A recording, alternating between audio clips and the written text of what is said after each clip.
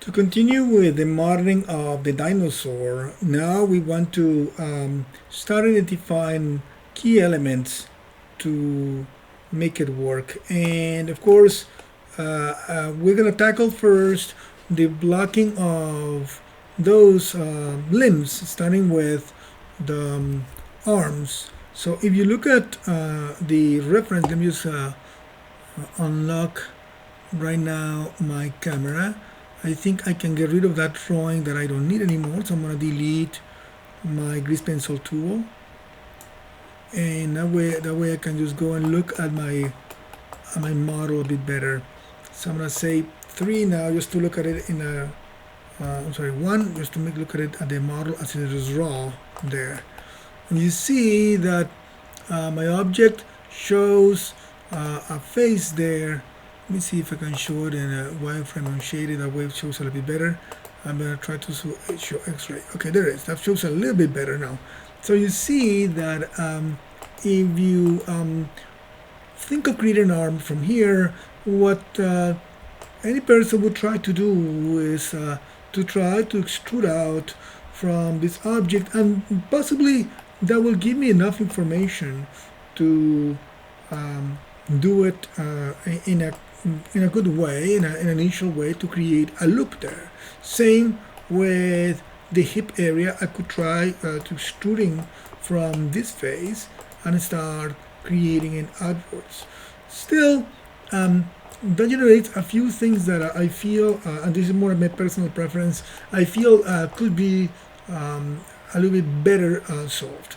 And the reason for not trying to extrude just straight from this is because from this, although the object gave me a very smooth and round object when I smooth it, I don't have enough information yet, and I think I can try working with it in a slightly different manner to create the loops that I want to create from here, and have the legs starting to build downwards a bit more round-like, so that I'm not having to add more geometry to it. So what I'm trying to say is that I'm going to insert an edge loop right kind of halfway, that way, and insert another one right halfway on the vertical too. Of course, if I hit 3, it starts looking more squarish. They gave me a lot more information. It made it squarish though, but I can go and work with those edges, so that they can try to go from point to point on those corners. That one, I'm gonna go and select this one. I'm holding shift as I'm double clicking, and then I'm trying to grab this one. So I'm going to get all 4 corners. I'm going to do the last one, this one, to that one. So I grabbed all 4 corners, and I'm going to go and grab my scale tool. I'm going to shrink them down vertically and shrink them down horizontally. That kind of solve the problem in the center, not in the head, because the head had a different particularity, but I'll be able to improve it later. That way I'm bringing back my object to become a bit more round. Probably I lost a little bit of my silhouette, but it makes it easier now for me to go and try to maintain that silhouette if I select those specific edges and kind of start moving them back where I want them to be. Same with the bottom ones. I'm going to try to get the belly bottom there, and this one there. This one is actually, I can get the actual vertex, move it down to try to suggest that. But roughly it's staying on the shape. The neck needs a little bit of that definition there. The head would go move down, so I'm going to try to get the head back up and try to get the neck where it needs to be. I need to just pretty shrink it down a tiny bit. I'm going to have to rotate it around because it lost a little bit of that perpendicular effect that I wanted to keep. I'm going to bring this one down a tiny bit, and probably I'm going to have to add some more formal geometry there to get that neck to work better. Right, for now that's okay. The neck's not perfect, but I'm going to concentrate now on getting that first arm out. So now I have a better rounder shape that I can use, and I'm going to use my diamond technique to extrude those arms out.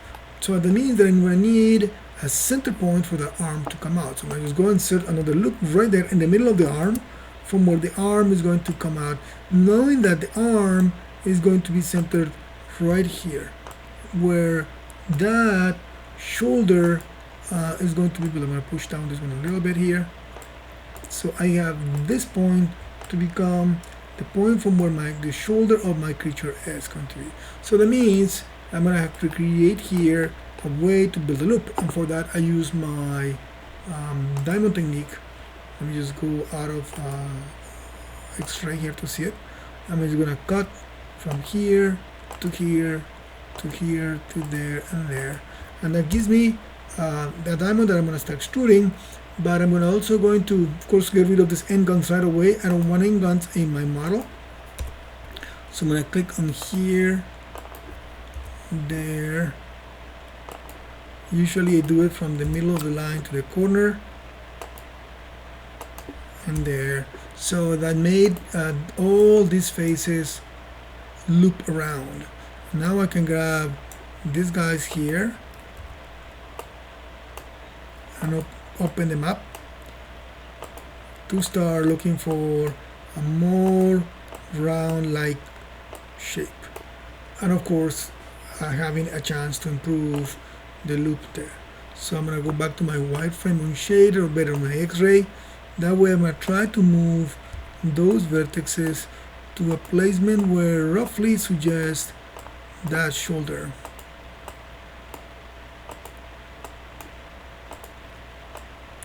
It's not fully perfect, but it gives the initial idea for it. I'm gonna have to go back and fine-tune a lot of that. Okay, let me get this one here. That gives me a good reference there. Of course, right now it's flat. And now I'm going to just build my arm from there. So I'm just going to grab those four faces. And of course, as you imagine, we are going to extrude them down. I'm going to start extruding. Actually, I extrude usually, and I don't use the extrude tool. I just extrude it, but I don't use the extrude tool to pull out, because if you pull out, it gets thicker and it gets distorted, because each face is going to start wanting to go in the different direction. So right away, after I create the extrusion, I just change to my move tool. I move out a little bit. Of course, this is the time for me to start looking at my front view, I guess, to start arranging the scale of my arm. For now, I'm going to just go and rotate it a little bit here. And let me go to my front view for a moment, because of course he is nothing like what the front view has. Let me just look at it. I haven't really paid attention to that. The drawing is providing a lot thinner character than what I had initially intended. So I'm gonna have to just to bite my bullet and scale it downwards to try to meet the model in the width scale. That's a little bit better.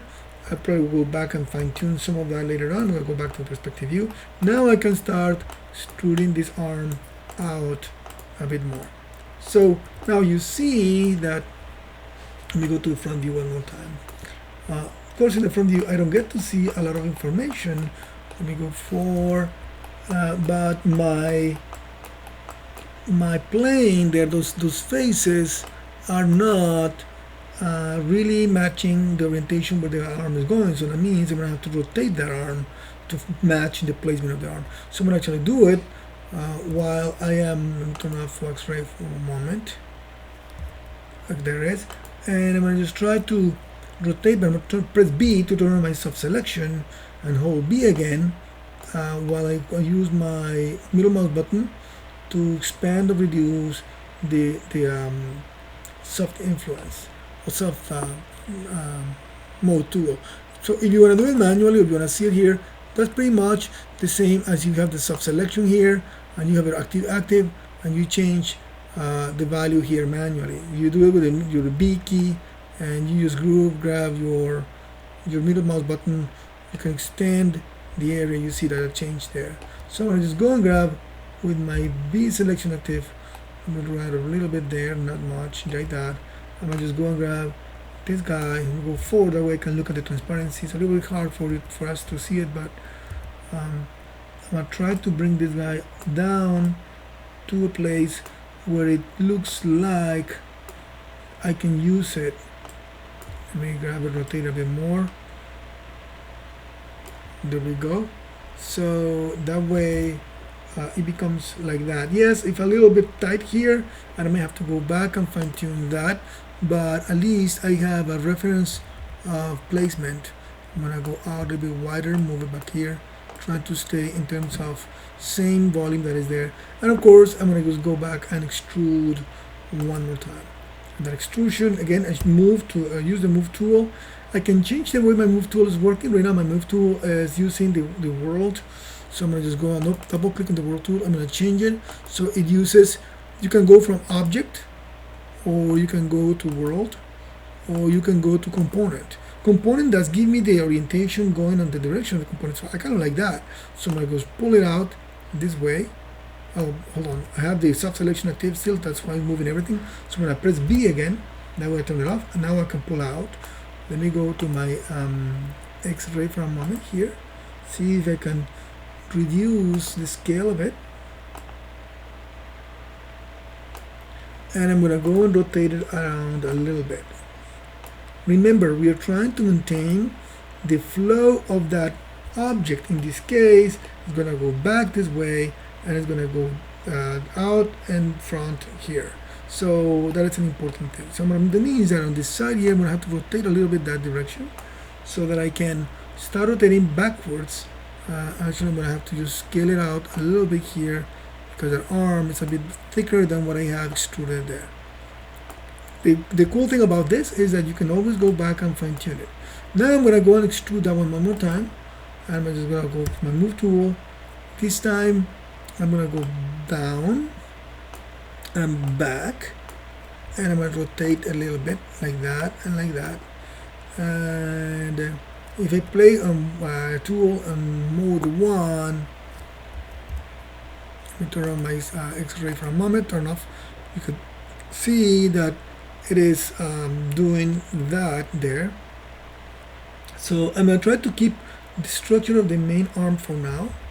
I'm just going to do this, move it this way. Let's see if I can go forward here to see it. I'm going to bring it down a tiny bit more. I'm going to do one right before the elbow. I'm going to do another extrusion there. Press G to duplicate that. Actually, I didn't take it. Let's extrude one more time. And I'm going to just go and extrude one more time to get one right at the elbow location. I'm going to let it rotate there.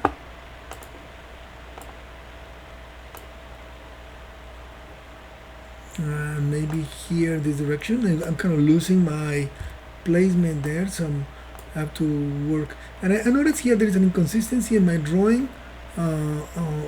From the side view to the front view, the arm is not exactly in the same location. So you have to decide which one works best for you. I'm going to try to stay with the side view, I think, and I'm going to rotate that a little bit more. I'm going to extrude, I keep it kind of horizontal to the elbow. I'm going to extrude one more time, and this time I'm going to use my move tool again, bring it down, and bring it forward, and of course rotate it one more time. And then of course I need to scale it down to character match that wrist. Of course that's not matching my front view, so I'm gonna have to go push it here, bring it up a little bit there. The drawing is not perfect, so I have to decide. I'm going with the side view, so I'm gonna keep the side view for now. I'm gonna do back a little bit there, and then I'm gonna extrude one more time. In this case, I'm going to just go and do another one right past the wrist. Yes, you can go back and do another one later on if you want to do one on the wrist right now, but I'll keep it simple for now. I'm not going to model the hand yet. I'm going to just end right there. Let me see if I can push it here this side. Right there where all those fingers are going to start growing from. So I'm going to just do one last extrusion there and make them move out like that and like that, and keep it like that for now. I know I'm gonna have to go back and fine-tune that those shapes. Right now, let me just try to change the shape here a little bit so that I can try to stay on my silhouette the best possible. So if I hit 3, You see my model kind of have that. You look at the perspective view here, and then some 5 here, then so my remove my x-ray. You see that I have roughly an arm that gives you shape. Yes, there are issues with it, and it needs to be improved, and we just need to add more information to it, but I have the basics for a good arm, and the best of it, I have a loop around the arm itself, so that was going to help me creating the geometry the best possible, creating the transition. I have issues with it like I need to fix. So for example, I'm going to just go and grab and pull some of these guys out to help the arm not in but out. Sorry, keyframe accident. Let me just go change my tool again so I can work not with component but with object. Okay, that way I can move things a bit more organized. Pull this one out a little bit so that it has a bit more space there.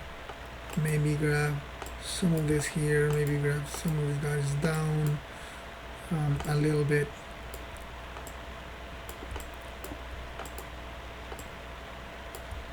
So that my arm is, I avoid so much of that wrinkles there. It's just a matter of just moving them around.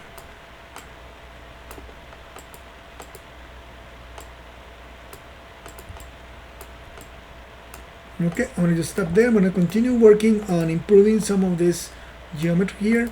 The key element in this technique is that we learned is that we were able to create an extrusion of an arm, and we created clean geometry that we can continue using and improving as we move forward. There are things to be improved there in thickness and all that, and in flow, but I got the basic shape to continue working from. I'm just going to save my file and stop this one here and